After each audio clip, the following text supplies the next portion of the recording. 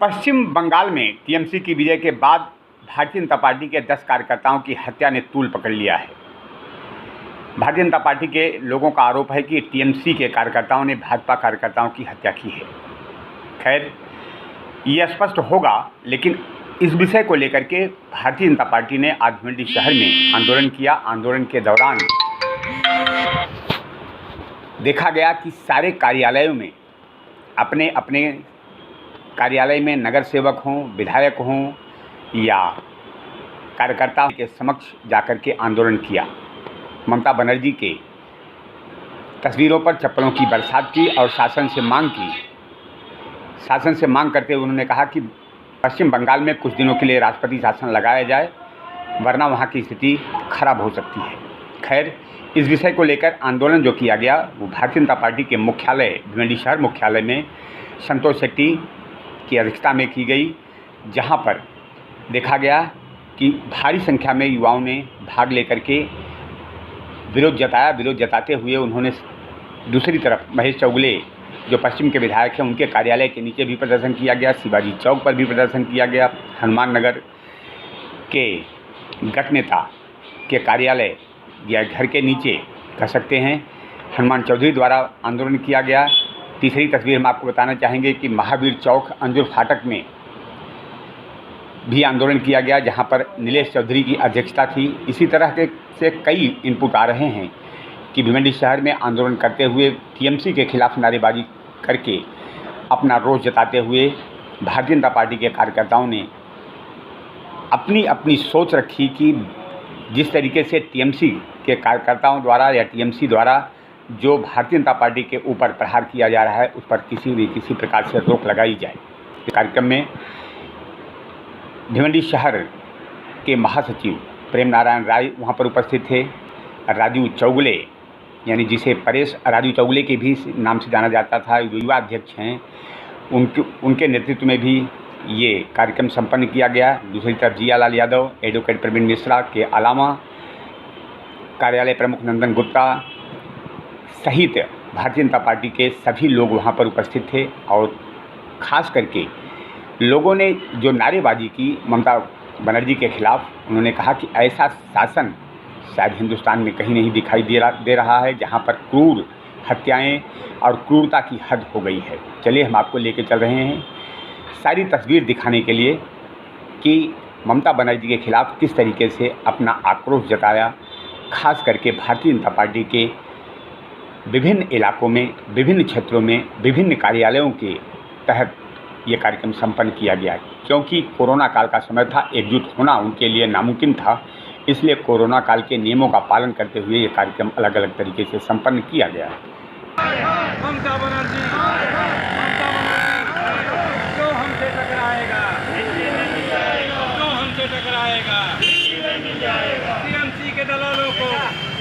पूरे देश में कलकत्ता में जो एक भयंकर आज जो उधर का जो दृश्य देख रहे, रेप होना, मर्डर होना और घर जलाना, बॉम्ब फेंकना, ऐसा बाकी स्टेट में इलेक्शन हुआ, केरला में हुआ, तमिलनाडु हुआ, आसाम में हुआ, इधर भी एक भी घटना आपको दिखेगी।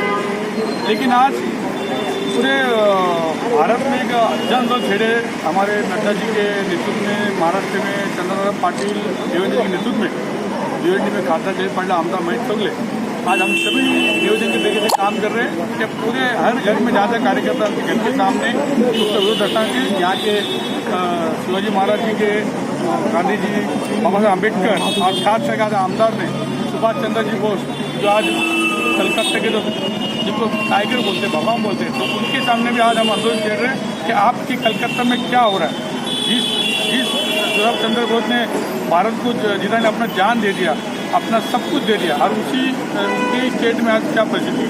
तो आज यही हम लोग यहाँ से कहना चाहते हैं, क्या ये जो अत्याचार है रोक दिया करो, रोक दो। बाकी स्टेट में हुआ है कभी ऐसे के अत्याचार में, अगर नहीं रोकेगी ममता जी तो पूरे प्रदेश से हिंदुत्व हो या पार्टी संगठन हो, सब मिलकर एक बहुत बड़ा आंदोलन होगा जिसका भयंकर परिणाम उनको सहना पड़ेगा। सर क्या कहेंगे, जो आज ये आंदोलन किया जा रहा है मुख्य कारण क्या रहा है, क्या कहेंगे? आज बंगाल में जो अत्याचार हो रहे हैं उसके खिलाफ आंदोलन है। जो टीएमसी की सरकार है जिन्होंने आंदोलन चालू किया, अत्याचार चालू किया है, उसके लिए आंदोलन है। क्योंकि यहाँ अपने देश में लोकशाही की तरफ से सबको अधिकार, अपना अपना अधिकार है। तो इसके लिए इलेक्शन हुआ बंगाल में, सबका अधिकार है किसको वोट देना है किसको नहीं देना है, ये अधिकार है। लेकिन बंगाल में हमारी सबसे अच्छी जीत होने के कारण आज उधर के टीएमसी के कार्यकर्ता बौखला गए, क्योंकि हमारे 3 कार्यकर्ता हम तो 77 पे पहुँचे, आज 3 एमएलए से हम 77 पहुँचे, हमारी अच्छी जीत हुई।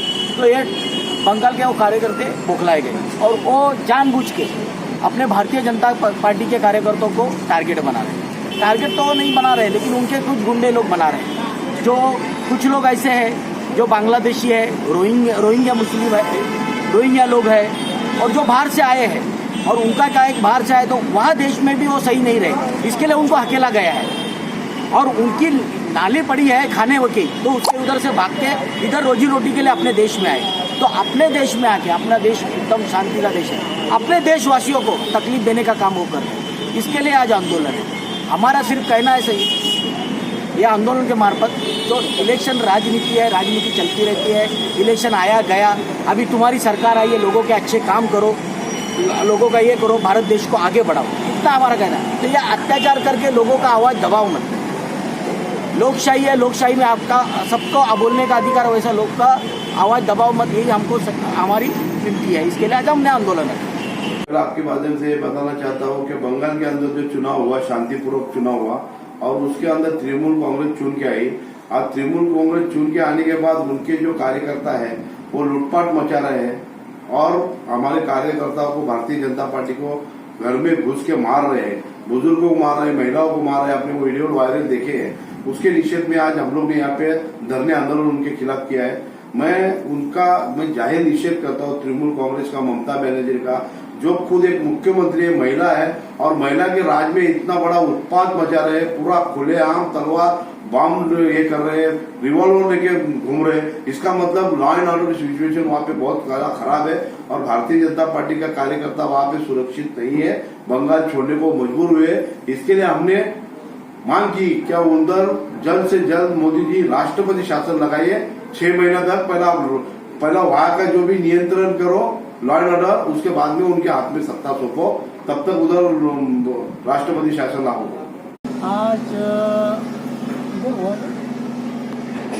आज जो पश्चिम बंगाल में जो बीजेपी के कार्यकर्ते के ऊपर अत्याचार कर रहे ममता बनर्जी, इसके बारे में मैं इनको पूरा निषेध करता हूँ।